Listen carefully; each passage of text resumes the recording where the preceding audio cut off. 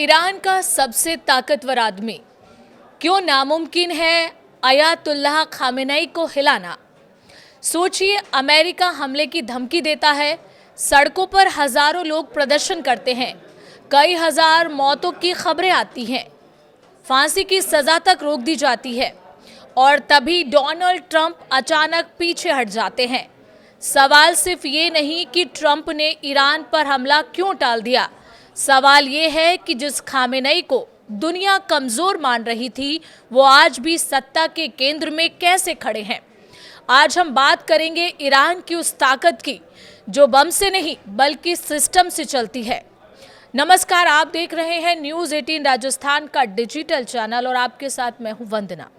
Donald Trump ने फिलहाल Iran पर हमले का ख्याल छोड़ दिया है। खबरें कहती हैं कि ट्रंप को भरोसा हो गया है कि ईरान में अब प्रदर्शनकारियों की हत्याएं रुक गई हैं। साथ ही ईरानी सरकार ने इरफान सुल्तानी की फांसी पर भी रोक लगा दी है। दुनिया को लगा शायद दबाव काम कर गया, लेकिन सच्चाई इससे उलट है। ये संकेत कमजोरी के नहीं बल्कि कंट्रोल के हैं। सवाल ये कि ईरान में सत्ता क्यों नहीं गिरती। ईरान पर कड़ी आर्थिक पाबंदियां हैं, अमेरिका से टकराव है, अर्थव्यवस्था दबाव में है, सड़कों पर हिंसक प्रदर्शन भी हुए हैं। 28 दिसंबर से देश चल रहा है, फिर भी supreme leader Ayatollah Ali Khamenei अपनी कुर्सी पर जमे हैं। क्यों? क्योंकि ईरान में सत्ता किसी चुनाव से नहीं, एक ढांचे से चलती है। 1989 की इस्लामिक क्रांति ने ईरान को सिर्फ शाह से आज़ाद नहीं किया, बल्कि एक नया पद बनाया, रहबर आला यानी सुप्रीम लीडर। ये पद राष्ट्रपति से ऊपर, संसद से ऊपर, सेना से ऊपर और कोर्ट से ऊपर है। ये सिर्फ राजनीतिक नहीं, धार्मिक और वैचारिक सत्ता है। और यहीं से खामेनेई की असली ताकत शुरू होती है। अब बात करते हैं मजलिसे खुबरेगान की, जो दिखने में लोकतंत्र है। कागजों में मजलिसे खुबरेगान 88 धर्म गुरुओं की चुनी हुई परिषद है, जिसका काम है सुप्रीम लीडर की निगरानी और जरूरत पड़े तो उन्हें हटाना। लेकिन असली कहानी यहाँ नहीं, अगले दरवाजे पर है, यानी शुराए निगहबान यानी असली गेटकीपर।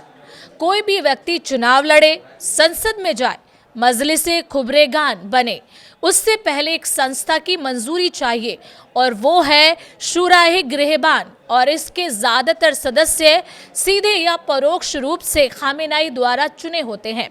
यानी जो लोग सुप्रीम लीडर को चुनते हैं, उन्हें चुनने वाले भी सुप्रीम लीडर के कंट्रोल में हैं। इसे कहते हैं क्लोज पावर लूप। और अब बात करते हैं बुनियाद की, जिसे ईरान की पैरेलल इकोनॉमी कहा जाता है, यानी पैसों की बात।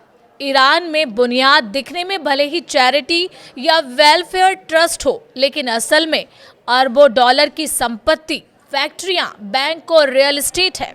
टैक्स को लेकर सरकार को जवाबदेही नहीं है, बुनियाद सीधे सुप्रीम लीडर को जवाबदेह है।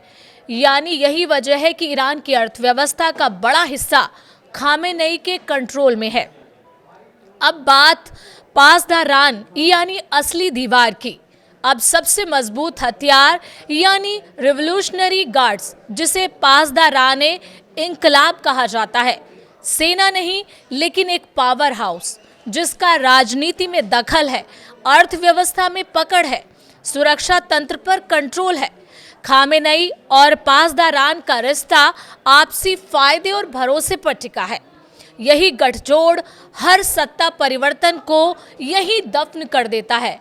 सवाल ये कि फिर तो खामेनेई कमजोर नहीं हुए, क्योंकि उन्होंने अपने कार्यकाल में एक ऐसा सिस्टम बनाया है, हर संस्था में अपने लोग बैठाए हैं, धर्म, सत्ता, सेना और पैसा सब कुछ जोड़ा है, विरोध को कुचलने के साथ कंट्रोल के संकेत भी दिए हैं।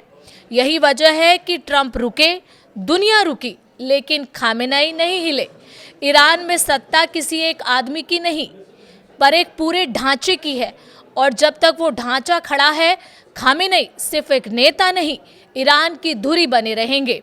दुनिया उन्हें कमजोर समझती रही, लेकिन हकीकत ये है, ईरान आज भी खामेनेई के इर्द गिर्द घूमता है। ताज़ा हालातों को देखते हुए ईरान में जो कुछ हुआ उसे लेकर आपकी क्या राय है, आप हमें कमेंट करके बता सकते हैं।